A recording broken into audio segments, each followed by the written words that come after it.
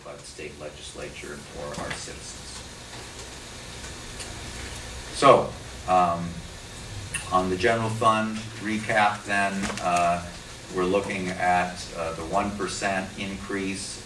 That would bring it to about $6.9 million. Of that, we're also recommending a levy for veterans relief, mental health, and developmental disabilities, which total roughly $39,000 each. So those actually end up being deductions against the general fund levy.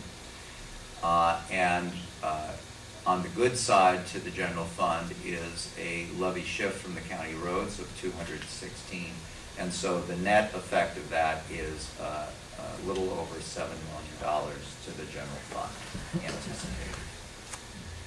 Conservation futures, that will be very quick.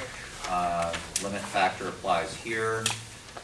Looking forward on the Conservation Futures Fund, potential conservation projects continue to outstrip our available funding. A sample of projects not yet funded, for example, are proposals that some have brought to the county to preserve Tamana West Rock.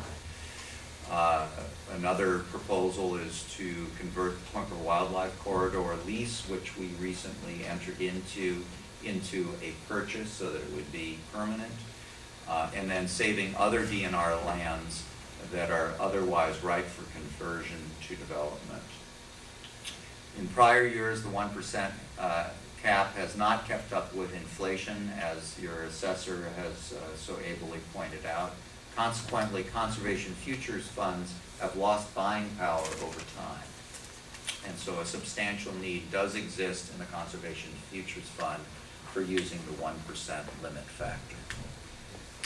So recap of recommendations is number one, to adopt a resolution declaring a financial emergency to use bank capacity in the road fund. Adopting 3 resolutions declaring substantial need and allowing a 1% limit factor for the general fund, county road, and conservation futures. Adopt 3 resolutions setting the ad valorem tax levies in 2009 for collection in 2010, also for the 3 funds for the amounts and percentages listed here.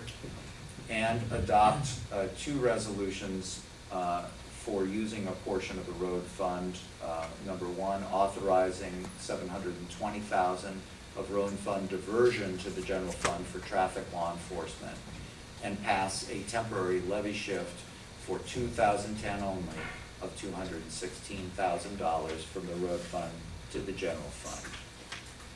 And then finally, by motion, if you adopt those aforementioned 9 resolutions, would be to approve a letter to the assessor setting 2010 real and personal property levy amounts as outlined in the material before. And that ends it. So wanted to set the stage so that the public would have the context and the details to be able to comment in public comment. And so back to you. Questions or comments before I open the hearing? Okay. I'll go ahead and open the hearing, setting the 2010 ad valorem tax levies for Jefferson County for levy in 2009 and collection in 2010. Is there anybody who'd like to address the board on these issues?